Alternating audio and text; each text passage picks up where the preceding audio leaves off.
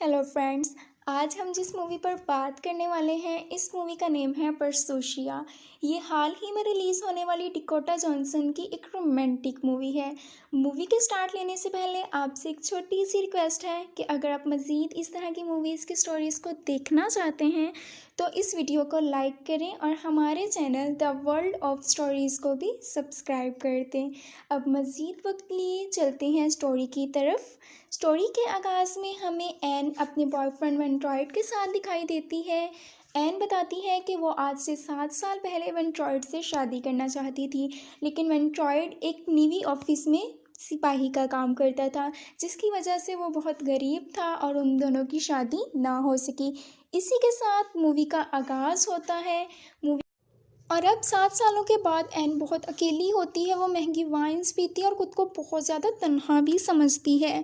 फिर एन अपनी फैमिली के बारे में बताती है, जिसमें वो अपने फादर वॉल्टर के बारे में बताती है, जो कि बहुत ज़्यादा रिच मैन होते हैं और ख़ुद को सबसे बेहतर समझते हैं। वो अपनी खूबसूरती पर बहुत ज़्यादा तवज्जो देते हैं। वो अपनी एक बुक में अपनी पास्ट लाइफ के बारे में बताते हैं, जिसमें वो अपनी तीनों बेटियों, जिसमें उनकी बड़ी बेटी का नाम एन, दूसरी बेटी का नाम सुखी होता है जो कि बहुत ज़्यादा नक्सड़ी होती है, और तीसरी जो कि सबसे छोटी बेटी होती है उसका नाम मैरी होता है। मैरी की शादी हो चुकी होती है और उसके अब 2 बच्चे भी होते हैं। मैरी भी बहुत ज़्यादा नक्सड़ी सी लड़की है। ये सीन चल ही रहा होता है कि तभी वहाँ पर कुछ लोग आ जाते हैं और उन्हें घर खाली करने का कहते हैं। ये देखकर सुखी बहुत ज़्यादा हैरान और परेशान हो जाती है। नेक्स्ट सीन में हमें एक रशियन नामी औरत दिखाई जाती है जो वेंट्रॉयड की खैरख्वाह है, और साथ ही में रशियल जो वेंट्रॉयड की मरी हुई बीवी की बहुत अच्छी दोस्त भी होती है, जो उन्हें हर हाल में उनका साथ देती है। तभी वहाँ पे मौजूद एक आदमी उन्हें बताता है कि अगर वो एक आदमी को ये घर रेंट पर दे देते हैं तो उन्हें बहुत अच्छा मुनाफा हो सकता है। वो ये घर एक नेवी आर्मी ऑफिसर को देने का कहते हैं, जिसका नाम एडमिरल क्रॉफ्ट होता है। वो बताते हैं कि एडमिरल क्रॉफ्ट की बीवी का एक भाई भी है, जिसका नाम वेंट्रॉयड होता है।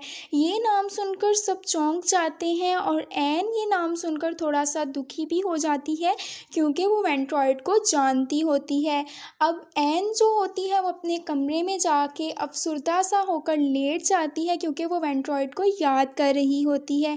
तभी वहाँ पर रशियल आती है और एन को समझाती है कि अब जो वेंट्रॉयड है वो एक आर्मी ऑफिसर बन गया है और वो अब तो उसे याद भी नहीं करता होगा, तुम भी उसे याद करना छोड़ दो। रशियल ये कहकर वहाँ से चली जाती है। एन जो होती है वो उसकी दी गए तोहफ़ों को देखती है और उसके बारे में पढ़ना शुरू कर देती है।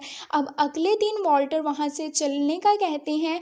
तभी सुखी उस अपनी बहन एन को बताती है कि उसे अपनी छोटी बहन मैरी के घर जाना होगा, क्योंकि उसकी तबीयत ठीक नहीं है। ये कहकर वो वहाँ से चले जाते हैं। अब अगले दिन वहाँ पर एडमिरल क्रॉफ्ट और उनकी बीवी आ जाते हैं। एन उन्हें सारा घर दिखाती है। घर देखकर एडमिरल क्रॉफ्ट की बीवी बहुत खुश होती है। तभी एडमिरल क्रॉफ्ट एन को अपने ब्रदर इन लॉ के बारे में बताता है, जिसका नाम वेंट्रॉयड होता है। एन कहती है कि मैं उसे बहुत अच्छे से जानती हूँ। ये सुनकर एडमिरल क्रॉफ्ट की बीवी बहुत खुश होती है और उसे अपने साथ रात में डिनर करने का कहती है। एन अपने बहन के घर जाने की तैयारी करती है। एन हमें प्रकोस नामी एक जगह पर दिखाई देती है, जहाँ पर उसकी बहन मैरी का घर होता है। फिर वो अपनी बहन के घर जाती है, जहाँ पे मैरी लेटी हुई होती है। मैरी एक नंबर की नक्चड़ी सी लड़की होती है और हमेशा अपने ससुराल वालों की बुराइयां ही करती रहती है। ये वो कर ही रही होती है कि तभी वहाँ पर मैरी की नंदे आ जाती हैं, जो एन को देखकर बहुत ज़्यादा खुश होती हैं और उसे गले से लगाती हैं। तभी वहाँ पर मैरी के हस्बैंड हैरी भी आ जाते हैं, जो ये देखकर बहुत खुश होते हैं और वो बताते हैं कि वो आज रात एडमिरल क्रॉफ्ट के यहाँ डिनर पर जा रहे हैं। ये सुनकर सब बहुत ज़्यादा खुश हो जाते हैं। उनकी एक छोटी नंद नया बताती है कि एडमिरल क्रॉफ्ट का जो ब्रदर इन लॉ है वो बहुत ज़्यादा खूबसूरत सा लड़का है और वो उसे बहुत ज़्यादा पसंद करती है। उसने उसकी बहुत सी तारीफ़ें भी सुनी हैं। यही होता है कि तभी मैरी का बेटा नीचे गिर जाता है, जिससे उसका बाजू टूट जाता है। अब किसी को उसके ख्याल के लिए घर रुकना था।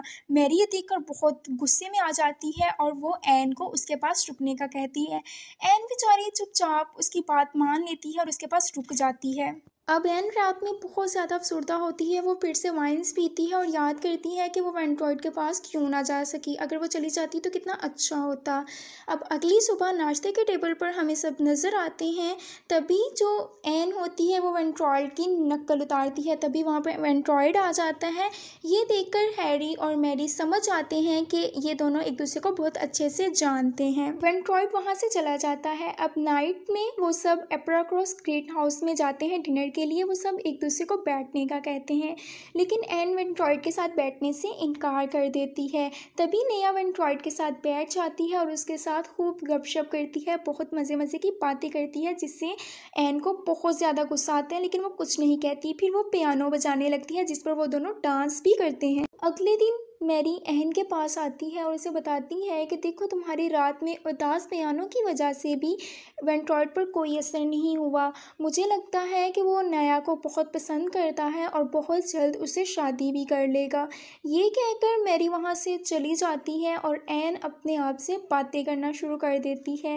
एन खुद से कहती है कि हमें बचपन में कोई ये नहीं बताता कि ज़िंदगी किसी के लिए भी नहीं रुकती, वो हमेशा चलती रहती है, हम चाहें उसके साथ चलें या ना चलें।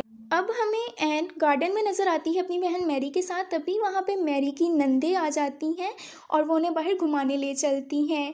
नेहा एन को बताती है कि वो वेंट्रॉइड को पसंद करने लगी है।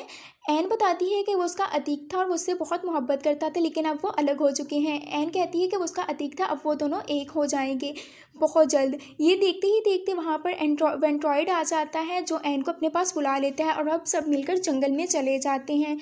कुछ देर बाद एन को नेहा और वेंट्रॉइड झील के किनारे नज़र आते हैं, जो मिलकर बातें कर रहे होते हैं। एन उनकी